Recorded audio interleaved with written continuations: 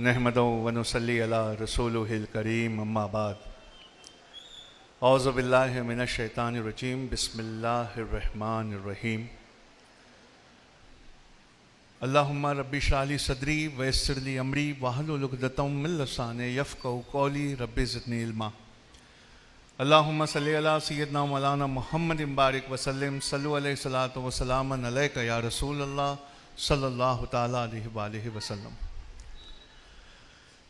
Stage पे जलवा फरमा रहबर स्कूल के सेवा NGO के बेहतरीन चमकदार सितारे जो नांदेड़ में बहुत अच्छा काम करते हैं, और स्टेज के सामने बैठे वो वालिद और वालिदैन जिनके बारे में अल्लाह ने ये कहा है कि जन्नत तुम्हारे माँ के कदमों के नीचे है और उसकी चाबी तुम्हारे वालिद के कदमों के नीचे है, उसका दरवाज़ा तुम्हारे वालिद के पैरों के नीचे।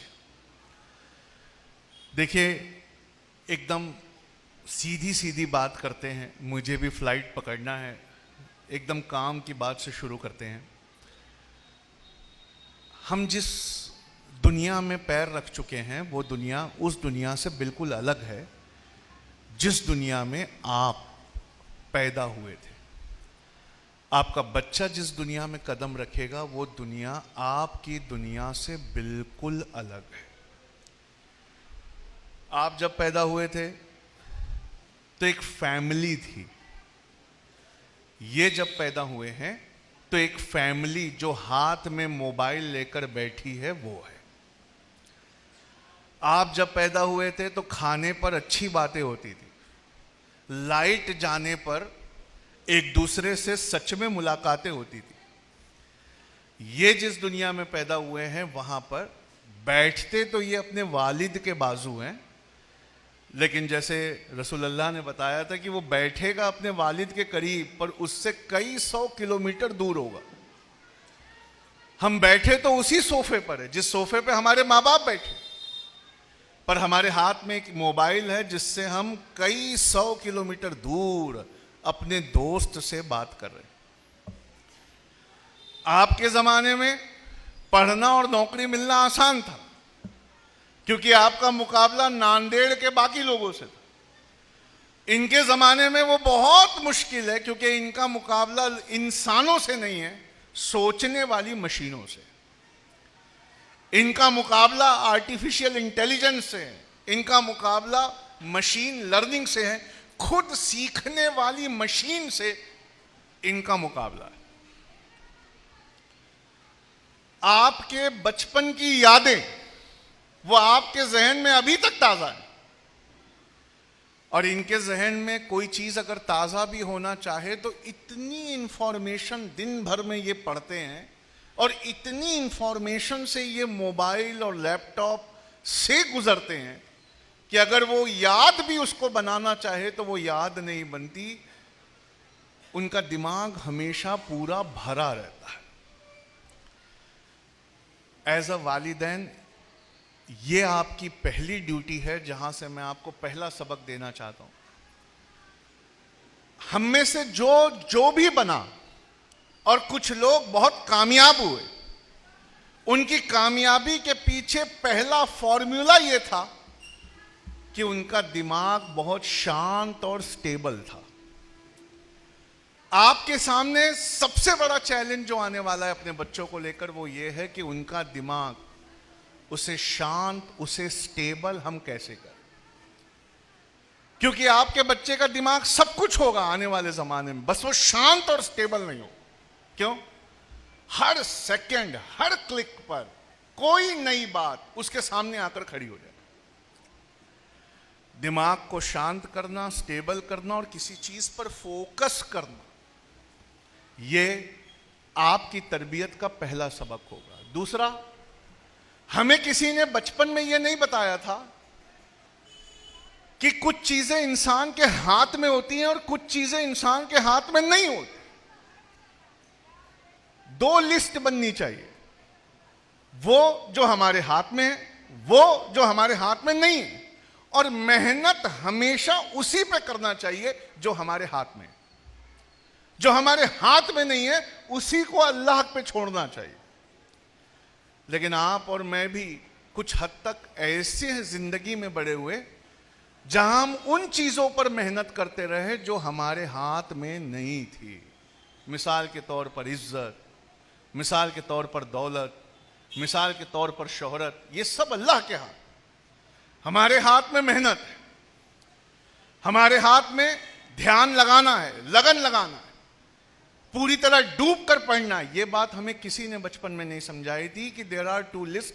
आपको आपके बच्चे को यह बात समझानी होगी कि 2 लिस्ट है बेटा, एक जो तुम्हारे हाथ में, बस उसी पे मेहनत करो, एक जो तुम्हारे हाथ में नहीं है वो अल्लाह के भरोसे छोड़ो। तीसरी मोस्ट इंपॉर्टेंट चीज वो है, हमें यह बात किसी ने नहीं बताई थी कि जो चैलेंजेस आते हैं जिंदगी में वो हमें तैयार करने या कुछ बनाने आते हैं। हमें लोगों ने चैलेंजेस से डरना सिखाया। हमारे माँ बाप इतने फिक्रमंद हो जाते, खासकर हमारी अम्मी इतना डर जाती और वो हमें इतना डरा देती कि अभी फेस कैसे करना है, उससे बाहर कैसे आना है, ये बात सोचने के लिए पहले हमें रोना बंद करना पड़ता। आपके पास जब आपका बच्चा कोई बवाल लेकर आए तो आपको नई चीज करनी होगी। आपको उसको समझाना होगा कि ये चैलेंज नहीं है, ये डिफिकल्टी नहीं है, ये तुम्हारा कोच है जो आने वाले जमाने में इससे बड़ी डिफिकल्टी के लिए तुम्हें तैयार करने आया। हम अपनी जिंदगी में 1 सेकंड रुककर देखें कि हम कहां पहुंचे हैं तो जवाब आएगा, हम वहीं पहुंचे हैं जितना बड़ा चैलेंज हमने अपनी जिंदगी में उठाया।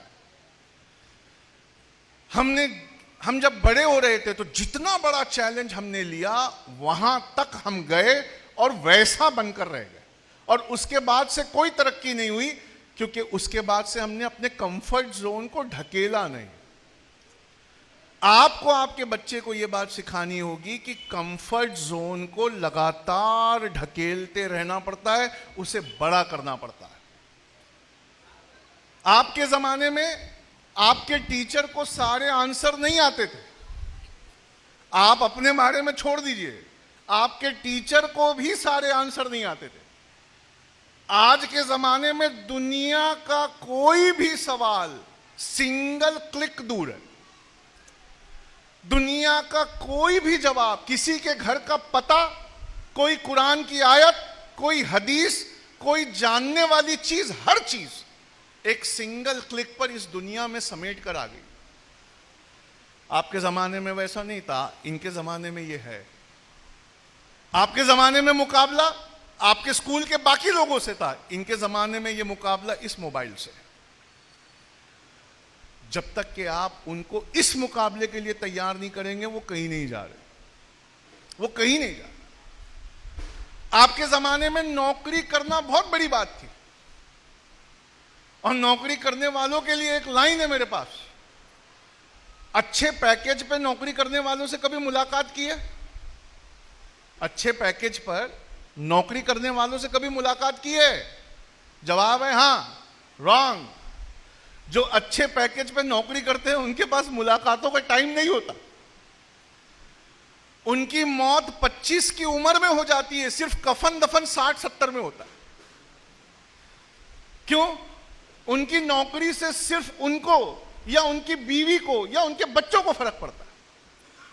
वो सवेरे 9 बजे ऑफिस जाते हैं, रात को 8 बजे आते हैं, आने के बाद फिर फोन चालू करते हैं, और रात को सोने तक और सवेरे उठने के बाद ऑफिस जाने तक लगातार वो उस फोन पे होते।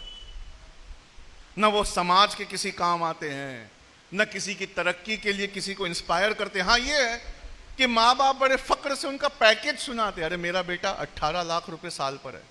अच्छा, मेरा बेटा 24 लाख रुपए साल पर। उनसे ये पूछो कि तुम्हारे पास तुम्हारा बेटा है कि नहीं है। इनके जमाने में आपको इनकी तरबियत किसी और तरीके से करनी हो। इन्हें अपनी फील्ड का एक्सपर्ट बनना होगा, सिर्फ 5 साल नौकरी करनी होगी, और किसी ऐसे बॉस के अंदर नौकरी करनी होगी जो बहुत जालिम होगा, इनसे बहुत काम लेता होगा, लेकिन 5 साल इस नियत से नौकरी करनी है कि मैं अपनी फील्ड की हर बात सीख लूं और सीखने के बाद अपनी फील्ड की सबसे अच्छी कंपनी मैं खुद खोलूं। आपके मां बाप ने आपको बड़ा किया था यह कहकर कि तुम्हें बहुत बड़े ओहदे पर जाना है, आपको इनको बड़ा करना पड़ेगा यह कहकर कि तुम्हें बहुत बड़े ओहदे देने वाला बनना है। You cannot be a job seeker anymore. You have to be a job giver. आपके जमाने में ऐसी कंपनियां नहीं थी साहब जैसी कंपनियां आज है। पूछिए कैसी? जोमैटो का नाम सुना है आपने? 1,08,000 करोड़ की कंपनी जोमैटो क्या करती है? क्या करती है? Food delivery. कैसी फूड डिलीवरी? किसी भी होटल से अच्छा खाना मिनटों में आपके दस्तरखान तक पहुंचा देती है। ऐसी है ना? एक सवाल है, क्या जोमैटो खुद खाना बनाती है? क्या जोमैटो खुद खाना बनाती है? नहीं। जोमैटो समाज के ताने बाने का फायदा उठाती है। पूछिए कौन सा? मुसलमानों का खाना सबको पसंद है, पर मुसलमान मोहल्लों में सोशल मीडिया में फैलाए गए नफरत के चलते कोई आकर खाना नहीं खाना चाहता। सिर्फ सोशल मीडिया पे फैलाई नफरत ही नहीं है, सच में हमारे मोहल्ले बहुत गंदे हैं। वहां आकर लोग खाना नहीं खाना चाहते, लेकिन खाने में टेस्ट बहुत है। तो एक कंपनी आई साहब, उसने क्या किया? अच्छी होटलों से, मदीना होटल, मक्का होटल से बिरयानी उठा के किसी अच्छे हिंदू परिवार के दस्तरखान पे गरम गरम लगा। कितना कमाया उसने? 1,08,000 करोड़। क्या आइडिया लगाया उसने? खाने वाले इधर, खिलाने वाले इधर, मुझे सिर्फ ब्रिज में बनना है। आप नूरी चश्मा घर खोलकर बैठे हैं, कोई ग्राहक आएगा तो उसको चश्मा बेचेंगे। और दुनिया में एक कंपनी ऐसी है जिसमें एक ऐप है, ऐप में आप अपना सेल्फी के कैमरे में अपने आप को देखिए, उंगली के इशारे से फ्रेम बदलते हैं। जो चश्मे का फ्रेम पसंद आया क्लिक करिए, 24 घंटे में एक पर एक फ्री आपके घर में चश्मा डिलीवर हो जाता। नूरी चश्मा घर वाला अभी भी अपने चश्मों को साफ करते बैठा है। उसके पड़ोसी के घर में लेंस कार्ट 2 चश्मे डिलीवर करके चला गया। आपकी दुकानों में आमदनियां कम हो रही हैं, आप कह रहे हो अल्लाह आजमा रहा है। वो आजमा नहीं रहा, वो चाहता है कि तुम भी ऐसी कोई अकल लगाओ। और खुद अगर अकल नहीं लगा सकते तो अपने बच्चों से कहो कि बेटा ये ऐसा बिजनेस है, अगर तुम इसको करते तो कैसे करते। आप अपने बिजनेसेस की एडवर्टाइजमेंट करते हैं, इस बात से अनजान है कि एडवर्टाइजमेंट का जमाना चला गया। आप अपने बच्चे से कभी बोलिए कि मुझे ये खरीदना है, बताओ कैसे खरीदूं, तो कहता है पापा अमेज़न पे चलते हैं, वहां रेटिंग एंड रिव्यू है। पूछा रेटिंग रिव्यू क्या होता है? कहा ये चीज जिसने खरीदी है उन्होंने अपने एक्सपीरियंस को वहां लिखा है। कहते बेटा चल दिखाते हैं। वहां 4 रिव्यू पढ़ने के बाद समझ में आता है ये बहुत अच्छी चीज है, आप तुरंत खरीद ले। वो जमाना गया जब एडवर्टाइजमेंट करनी पड़ती। यहां ग्राहक एक दूसरे की मदद कर रहे हैं ये कहकर कि ये सही है ये गलत। तो आपके बच्चे को एक और एजुकेशन की जरूरत पड़ेगी, सच और झूठ पकड़ने वाली एजुकेशन। आपका बच्चा ऊंचे लेवल के मक्कारियों से गुजरने वाला है। अगर आपने उसकी तरबियत वैसी नहीं की तो वो उन मक्कारियों में फंस जाएगा। एक एग्जांपल लेता हूं मैं इसका। अमेज़न सबको पता है? अरे अमेज़न सबको पता है ना, amazon.com। जब भी हम मोबाइल लेते हैं क्या करते हैं? पहले अमेज़न पे जाकर उसका दाम कंपेयर करते हैं। जब भी हम कोई चीज खरीदते हैं क्या करते हैं? अमेज़न पे जाकर देखते हैं कि वो चीज का दाम क्या है। तो 2 टेलर भाई थे, टेलर समझते हैं ना, 2 टेलर भाई थे। उनके यहाँ एक ग्राहक आया, उसने एक सूट ट्राई किया। सूट ट्राई करने के बाद उसको अच्छा लगा तो उसने कहा हाउ मच। तो एक भाई बाहर खड़ा था, उसने कहा सर आप बहुत अच्छे लग रहे। कहा नहीं नहीं हाउ मच, ये कितने का है? कहा सर आप सच में शाहरुख खान लग रहे। अरे मैं कह रहा हूं ये कितने का है? कहा सर आपसे खूबसूरत कोई नहीं दिख रहा। तो उसने जोर से कहा अरे कितने का है? कहा अच्छा कितने का है? एक सेकेंड सर, भाई ये कोट कितने का है? तो अंदर से आवाज आई 7,000। इसने सुन के कहा सर 5,000। तो ग्राहक ठिठक गया, उसको लगा इसके ऊंचे सुनने की वजह से मुझे 2,000 का फायदा हो रहा है। अंदर से क्या आवाज आई थी? 7,000। ये क्या कह रहा है? 5,000। ग्राहक ने जेब में हाथ डाले, 5,000 वहां रख के भाग गया। अंदर से भाई आया और अपने भाई से हाथ मिला और कहा क्या अच्छा काम किया, 3,500 का कोट इसको 5,000 में दिया। ये ग्राहक कोई और नहीं, आप है। आप साल भर अमेज़न पे जिन प्रोडक्ट्स को देखकर छोड़ते हैं कि अभी पैसा नहीं है, ठीक दिवाली से पहले अमेज़न उन प्रोडक्ट्स पे 2-2, 3-3 हजार कम कर देता है और वो उसे दिवाली बोनांजा कहता है। और आपको ऐसा लगता है या खुदा, साल भर में एक बार मिलने वाला ये ऑफर आया, मुझे अभी लेना। इस तरह के ऊंचे लेवल की मक्कारियों को, जिसको कॉग्निटिव बिहेवियरल बायसेस कहते हैं, उस दुनिया से आपके नन्हे मुन्ने को गुजरना है। इसका मतलब है कि सिर्फ स्कूल के सिलेबस के पढ़ाने से कुछ नहीं होगा, उसके अलावा भी बहुत सारी चीजें हैं जहां उसका दिमाग खोलना पड़ेगा। इसकी एक मिसाल देता हूं। मैं यूपीएससी का टीचर हूं, आईएएस को पढ़ाता हूं। आईएएस में आपने सुने होंगे ऐसे सवाल, भाई गांधी जी कब पैदा हुए? गांधी जी की बीवी का नाम क्या था? गांधी जी उन्होंने पहली बार प्रैक्टिस कहां पर स्थापित की? ये सवाल अब यूपीएससी में नहीं आते। जिसने भी आपको ये सवाल बताया उसने गलत बताया। क्यों? ये सवाल का जवाब इंटरनेट पे फ्री है। आपके पास अगर आईफोन है तो उसकी माइक को दबा के बोलना है, आपको माइक को दबा के बोलना है सीरी गांधी जी कब पैदा हुए थे? सीरी स्पीकर में से बोलती है 2 अक्टूबर 1869 को सर। सीरी गांधी जी की माता का नाम क्या था? गूगल के ऊपर से सीरी पढ़ के सुनाती है, सर पुतली बाई था सर। सीरी गांधी जी ने प्रैक्टिस सबसे पहले कहां खोली थी? सूरत में सर। यूपीएससी को लगता है किसी अमीर बाप का बेटा, क्योंकि कलेक्टर तो सबको बनना है, किसी अमीर बाप का बेटा इतना छोटा अमेज़न का स्पीकर कान में पहन कर आएगा और एग्जाम देने का नाटक करेगा और आईएएस पास कर जाएगा। तो स्पीकर पहन कर आएगा और बोलेगा अच्छा पानीपत की पहली लड़ाई मैंने पढ़ा था, पानीपत की पहली लड़ाई। अलेक्सा कान में धीरे से बोलोगी, अलेक्सा पता है ना 3,500 रुपये, अलेक्सा कान में धीरे से बोलेगी पानीपत की पहली लड़ाई बाबर और इब्राहिम लोदी के बीच हुई थी सर। अरे याद आया, बाबर और इब्राहिम लोदी, वो मार्क करेगी।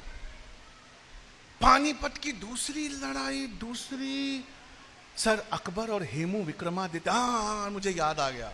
और इन्विजिलेटर की तरफ देखकर एक्टिंग करेगा, बहुत टफ पेपर है, जबकि वो कान में सुनकर सब मार्क कर रहा है। यूपीएससी कहता है ऐसा नहीं होगा, चाहे कान में अमेज़न पहन कर आओ, सीरी और एलेक्सा को सामने खोल दो, जितने लैपटॉप ऑन कर सकते हो ऑन करो, जिस प्रोफेसर को बुला सकते हो बुला लो, फिर भी तुम फेल हो जाओ। तो इंसान कहता है ऐसे कैसे फेल हो जाएंगे? सब कुछ तो इंटरनेट पे लिखा हुआ है, वहां से किसी भी सवाल का जवाब पढ़कर तुम्हारा आंसर दे देंगे। यूपीएससी कहता है नहीं, हमारे सवालों का जवाब तुम्हें इंटरनेट पर नहीं मिल सकता। पूछा कैसे? सवाल सुनिए, मेंस में आता है, मुख्य परीक्षा में 30 नंबर का सवाल। आज गांधी जिंदा होते तो क्या कर रहे होते? अलेक्सा आज गांधी जिंदा होते तो क्या कर रहे होते? एलेक्सा खामोश है, कोई जवाब ही नहीं दे। अरे एलेक्सा आज गांधी जिंदा होते तो क्या कर रहे होते? एलेक्सा चुप है। एलेक्सा कहती है सर ये सवाल इंसानों के लिए बनाया गया, मशीनों को परेशान ना करे। सवाल नंबर दूसरा, छोड़ दो नहीं आता। सवाल नंबर दूसरा, पानीपत, जैसी पढ़ा पानीपत, एलेक्सा ने कान में कहा सर पहली लड़ाई सर बाबर और इब्राहिम। पानीपत, सर दूसरी लड़ाई सर, हेमू अकबर, अरे पानीपत, अरे सर तीसरी लड़ाई सर, अफगान मरा, अरे नहीं रे बाबा। यूपीएससी पूछ रहा है इतनी लड़ाइयां पानीपत में ही क्यों हुई? एलेक्सा, इतनी लड़ाइयां पानीपत में क्यों हुई? सर इसका जवाब तो सिर्फ वो प्रोफेसर दे सकता है जिसने गहरे से बैठकर हर लाइन पर सोचा है। और जो बच्चा हमारे इंस्टीट्यूट से सेकंड रैंक आया था उसने क्या खूब आंसर लिखा था, सुनिए। उसने लिखा था अगर आज गांधी जी जिंदा होते तो इंडिया में मुसलमानों की तरफ से लड़ रहे होते, तो हम उनको इंडिया से निकाल देते, वो पाकिस्तान जाते, चुप ना बैठते, वहां हिंदुओं की तरफ से लड़ रहे होते। जब पाकिस्तान उनको निकाल देता तो अमेंडेड सीए में हम अपने ही राष्ट्रपिता को वापस लेते। गांधी जी अपना केस सुप्रीम कोर्ट में खुद लड़ते, क्योंकि बापू खुद बहुत बड़े वकील थे, इंग्लैंड से बैरिस्टरी पढ़कर आए थे। गांधी जी जिस बनिया थे, जिस दिन खाने पीने की चीजों पे जीएसटी लगाई गई, अगला डांडी मार्च उस दिन निकालते। और जिस दिन मर्यादा पुरुषोत्तम के मंदिर का निर्णय आया, गांधी जी उस दिन 9 दिन का उपवास रखते कि हिंदू मुस्लिम को मत लड़ाओ, मर्यादा पुरुषोत्तम का असली जगह दिल में है। गांधी जी की आरती और भजन यूट्यूब पे सुनने सवेरे और शाम लाखों लोग लाइव आते, फेसबुक पे उनके सबसे ज्यादा फॉलोअर होते, और ट्विटर पे बराक ओबामा खुद उनको फॉलो कर रहे होते। आप देखिए उस बच्चे ने क्या आंसर लिखा। आप होते तो उसे फर्स्ट रैंक देते, यूपीएससी ने उसे सेकंड रैंक दिया। इसका मतलब है जैसी पढ़ाई वो कर रहा है आने वाले जमाने में वैसी पढ़ाई किसी काम की नहीं है, क्योंकि वो रट रहा है। और रटने में आप एलेक्सा, सीरी, विकिपीडिया और गूगल का मुकाबला नहीं कर सकते। कुछ दिन बाद आपको, आज अगर आपके हाथ में मोबाइल है तो अभी करिए, यूट्यूब पे एक नाम टाइप करिए, न्यूरालिंक। न्यूरालिंक एक चिप है छोटी सी, जो ऑपरेशन करके आपके बालों के पीछे यहां फिट कर दी जाएगी। अभी बंदर पे एक्सपेरिमेंट चल रहा है। एक बार न्यूरालिंक यहां फिट हो गई तो फिट होने के बाद अपाहिज इंसान चलने लगेगा। आप न्यूरालिंक के उस वीडियो में देखेंगे कि हमारा दिमाग अपाहिज है, अगर हमारा पैर नहीं उठता तो हमारा दिमाग पैर को ये हुक्म देता है कि उठो, पर बीच में कहीं तार ब्रेक है तो पैर उठ नहीं पाता। न्यूरालिंक क्या करती है, एक रिसीवर यहां कमर पे लगाती है, एक ट्रांसमीटर बालों के पीछे लगाती है, और जैसे हम दिमाग में सोचते हैं मेरे पैर उठ, वो टूटे हुए तार को बाईपास करके रिसीवर वो मैसेज लेकर आपका पैर उठा देता है। आप चलने लग रहे हो, आप चलने लग रहे हो। उसी न्यूरालिंक में आने वाले जमाने में डिग्रियां डाउनलोड होंगी। अब आपको यह सुनकर बड़ा अचंभा लगेगा कि अगर डिग्रियां डाउनलोड होंगी तो फिर एजुकेशन का क्या फायदा। लेकिन डिग्रियां उसमें डाउनलोड होंगी, और वो डिग्रियां आज भी फ्री हैं इंटरनेट पे अगर आप कोई डिग्री करना चाहें। लेकिन एजुकेशन कोई और चीज होगी। उस डिग्री में जो लिखा है उस पर बैठकर सोचना, उस पे गहरी फिक्र करना, उसको शामिल होकर सीख जाना, उस पे सवाल खड़े करके अपने आप को जवाब देना, ये चीज वो चिप नहीं कर पाई। आपको गूगल पे जाना है, सिर्फ एक लाइन टाइप कर दी है, 21 कंपनीज, बस इतना लिखना है। आप जैसी 21 कंपनीज लिखोगे आगे गूगल खुद भर देता है और लिख देता है 21 companies that don't want a degree. दुनिया में 21 कंपनियां ऐसी हैं जिन्हें डिग्री नहीं चाहिए। तो पूछा कि इन कंपनियों में नौकरी कैसे लगती है, तो ये कंपनियां कहती है बहुत आसान है, हमारे सवाल का जवाब दो और नौकरी अभी ले जाओ। पूछा क्या सवाल है, कहा साहब हम घड़ी बनाने की कंपनी है, आप इस स्मार्ट वॉच में कुछ ऐसा डाल दीजिए कि पूरी दुनिया में सिर्फ हमारी ही वॉच बिके, किसी और की वॉच ना बिके।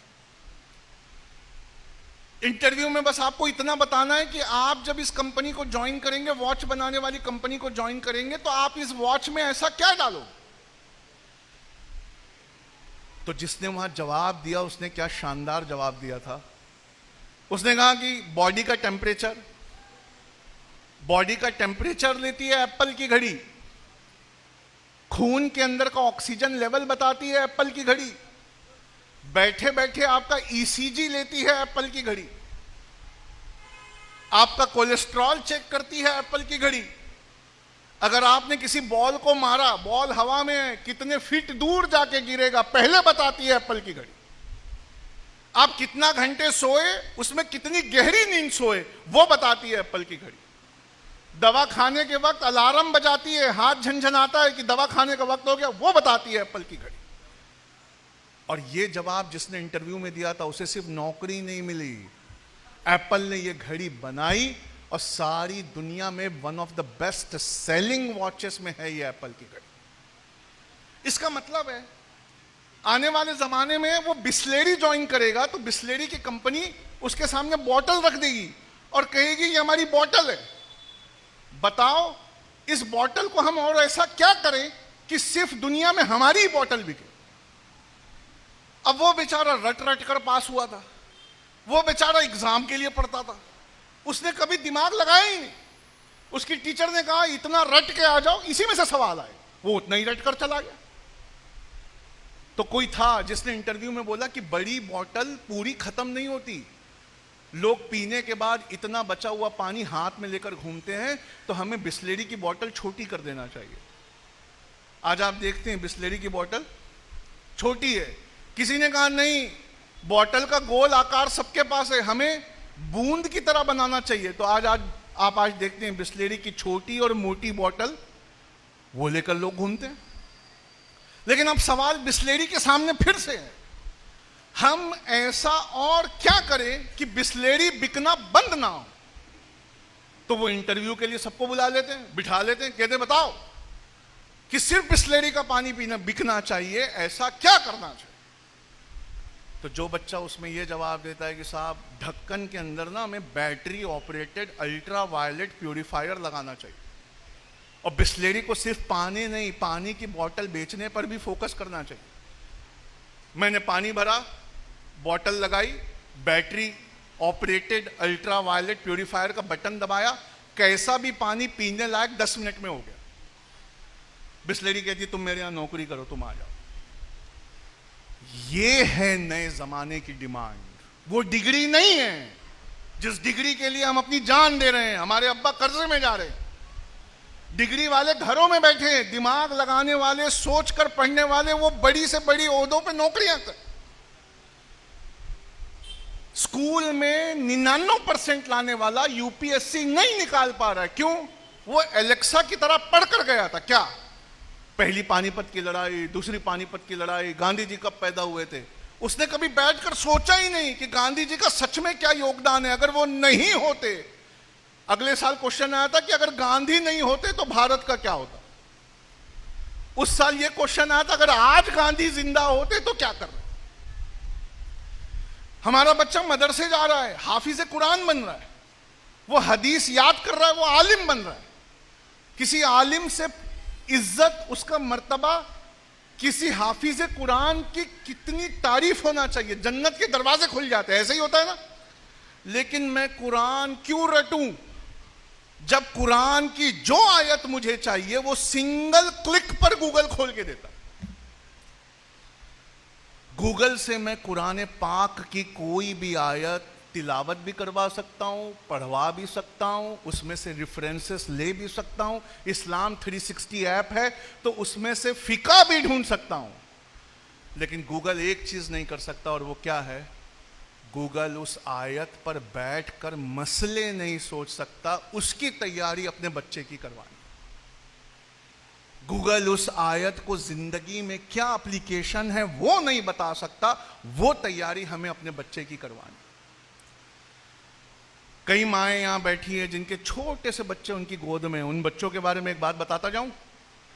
जब वो बड़े होंगे तो उन बच्चों को ड्राइविंग लाइसेंस नहीं मिलेगा। पूछिए क्यों? इतना सा बच्चा है, जब तक वो 18 साल का होगा तब तक गाड़ी गूगल चलाता होगा। बहुत सारे लोग मुस्कुराने लगे, क्यों? वो जानते हैं इंसान वहां बैठा है, गाड़ी आज भी गूगल ही चला रहा है। अल्लाह के रसूल की हदीस है सल्लल्लाहु अलैहि वसल्लम, कयामत तब तक नहीं आएगी जब तक घोड़े की लगाम और ऊंट की रस्सी तुमसे बात ना कर ले।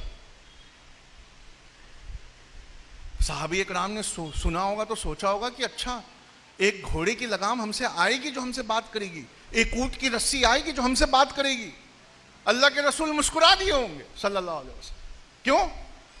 आप आज किसी कार में बैठिए, गूगल पे लोकेशन मंगा के चलना शुरू करिए, जैसे ही आप एक्सीलरेटर दबाते हैं गूगल आपसे बात करता है, इन 300 मीटर्स टर्न लेफ्ट। आप एक्सीलरेटर छोड़ के जैसी ब्रेक दबाते हैं गूगल का grammar change, after 300 metres turn left. और जैसी 300 मीटर पूरे किए गूगल आपसे कहता टर्न लेफ्ट। या रसूल अल्लाह, इंजन को हम हॉर्स पावर में नापते हैं, और हॉर्स पावर का पावर उस एक्सीलरेटर यानी घोड़े की लगाम जो हमारे पैरों के नीचे है, और ऊंट की रस्सी ब्रेक जो हमारे पैरों के नीचे है, सच में वो हमसे बात कर रही,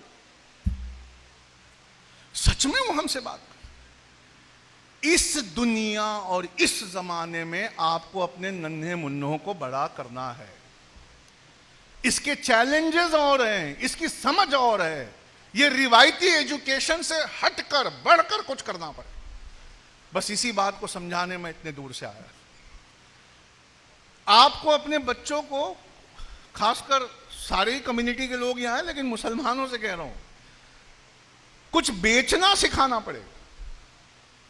हमें बेचना ही नहीं आता कोई चीज, और बेचने का मार्केट उसके जमाने का कुछ और होगा। आपका कॉम्पिटिटर आपके बाजू दुकान खोलकर बैठा है, उसका कॉम्पिटिटर पता है क्या करेगा? 50,000 रुपये देगा किसी कंपनी को, उसके प्रोडक्ट को 50,000 डिसलाइक कर देंगे, अमेज़न पे वो प्रोडक्ट नीचे आ जाए, और अपने प्रोडक्ट को 50,000 लाइक करवाएगा, अमेज़न पे वो प्रोडक्ट ऊपर आ जाए। आपको इस नए जमाने के व्यवसाय, नए जमाने के बेचने के तरीकों से अपने बच्चों को बचपन से आगाह कराना पड़ेगा, वरना वही होगा जो हो रहा है। क्या हो रहा है? बेचना नहीं आता तो मस्जिद के बाहर ठेले पे ठेले बढ़ रहे हैं। मुझे बोल लेने दीजिए कड़वी बात, मस्जिद के बाहर ठेले पे ठेले बढ़ रहे हैं। रमजान में हमारे रोड सस्ती चीजों के ठेलों से भरे पड़े। क्यों? हमने कभी जानने की कोशिश ही नहीं की कि दुनिया कैसे बदल रही है और हमें कैसे बदलना चाहिए। एक मोबाइल कंपनी थी जिसके पास 97% का मार्केट शेयर था। 97%, मतलब किसी का मोबाइल बचता था तो सब अपना चेक करते थे कि मेरा तो नहीं है। उस कंपनी का नाम नोकिया था। आज नोकिया का नामो निशान मिट गया। उसका इंटरव्यू उसके सीईओ का आपको गूगल पे मिलेगा, पढ़कर देखिए। उसके सीईओ से पूछा गया तुमने क्या गलती कर दी? कहा कोई गलती नहीं। कहा तुम बंद कैसे हो गए? कहा बस हमसे गलती ये हो गई कि जब हमारा मोबाइल बहुत बड़े पैमाने पर बिकने लगा तो हमने सीखना छोड़ दिया। हमारा मोबाइल जब दुनिया में हर कोई खरीद रहा था और उस पैसे से हम प्रॉपर्टी पे प्रॉपर्टी खरीद रहे थे, उसी वक्त सैमसंग अपने मोबाइल में कैमरा लगा रहा था और ब्लैकबेरी अपने मोबाइल में ईमेल लगा रहा था और एप्पल अपने मोबाइल में touch screen, camera, email, internet सब ला रहा था। बस हमसे गलती यह हुई कि बदलते जमाने के साथ हम कुछ सीख ही नहीं पाए। जमाना हमारे इर्द गिर्द से इतनी तेजी से निकल गया कि हम कहीं बहुत पीछे छूट गए और 97% जिसका कब्जा था, आज वो कंपनी बिक गई, खत्म हो गई। नोकिया का एक मोबाइल मार्केट में नहीं मिलता। ये कहानी नोकिया की नहीं है, नोकिया से ज्यादा आपकी ये कहानी है, आपके कौम की ये कहानी, आपके मोहल्लों की ये कहानी, आपके आने वाले बच्चों की ये कहानी। जमाना उनके इर्द गिर्द से तेजी से बदल रहा है और आप है कि जमाने की तरक्कियों से कुछ सीखने को तैयार नहीं है। इसका खामियाजा आपको भुगतना पड़ेगा। और कह लूं एक बात, इसका खामियाजा आप भुगतना शुरू कर चुके हो। सबसे ज्यादा पढ़ाई बीच में छोड़ने वाली कौम आप हो। इस वजह से सबसे ज्यादा जेल में कौन है? नहीं, गलत है वो। ये कहना कि जेल में सबसे ज्यादा मुसलमान है, गलत है। जेल में सबसे ज्यादा बेगुनाह जो लोग हैं वो मुसलमान। और बेगुनाह क्यों है? उनको एप्लीकेशन तक लिखना नहीं आता। अपनी एप्लीकेशन लिखकर अपना केस बोर्ड पर लगवाना नहीं आता। उनकी सिसकती माएं और सिसकती बीवियां जो बाहर हैं वो इतनी पढ़ी लिखी ही नहीं है कि किस वकील से मिलना है, किसको बताना है, उन्हें पता ही नहीं। और अपनी बच्चियों को मत पढ़ाओ, देखो फिर क्या होता है। और ये जो नया फितना तुम लाए हो ना व्हाट्सएप ग्रुप में, ये कहकर कि हमारी बच्चियां भाग जा रही है, भाग जा रही है, वो भाग नहीं रही हैं, तुमने भागने पे मजबूर किया। लड़कियां पढ़ रही हैं, तुम्हारे बच्चे नहीं पढ़ते। लड़कियां यूनिवर्सिटियों में काम कर रही हैं, तुम्हारे बच्चे वहां एब्सेंट है। लड़कियां डॉक्टरी कर रही हैं, तुम्हारे बच्चे वहां नहीं। तुम्हारा लड़का पढ़ ही नहीं रहा है, लड़की पढ़ रही। टक्कर के रिश्ते मिल ही नहीं रहे। तो फिर क्या हो रहा है? किसी का बेटा गलती से पढ़ ले तो उसके यहां से 5 लोग उसके लिए दुनिया की सबसे गोरी लड़की ढूंढने निकल रहे। काली खाला, काली फुफ्फू, काली बहन अपने पढ़े लिखे भाई के लिए सबसे गोरी भाभी ढूंढने जा रहे। और जब लड़की सामने आ रही है, उसका कलर अगर मध्यम है तो सबसे पहले जो कमेंट कर रही है उसका रंग सबसे ज्यादा काला है। और लड़का ढूंढते जाने के वक्त अपने शौहरों को नहीं ले जा रहे, क्योंकि इनके शौहर देख लेंगे कि अपने भाई के लिए गोरी ढूंढ रही है तो इनको ना छोड़ दे। और उसके बाद हम कह रहे हैं कि हमारी बच्चियां जो है साहब भाग जा रही है, वो कर रही हैं। उसकी वजह है आप पढ़ा नहीं रहे हो उस लेवल का जिस लेवल का ये मेहनत करके पढ़ रही। और इनका पढ़ना वो बीज है जिसका बरगद का पेड़ आगे आएगा, अभी नहीं आया। तो पढ़ाई करने का तरीका कुछ और, बिजनेस करने का तरीका कुछ और, सरमाया बनाने का तरीका कुछ और। जमाना बदल गया है नोकिया, उठो, तुम भी जमाने के साथ बदलो, इससे पहले कि बहुत देर हो जाए। बस इसी बात पे मैं अपनी बात को खत्म करता हूं। अस्सलाम वालेकुम।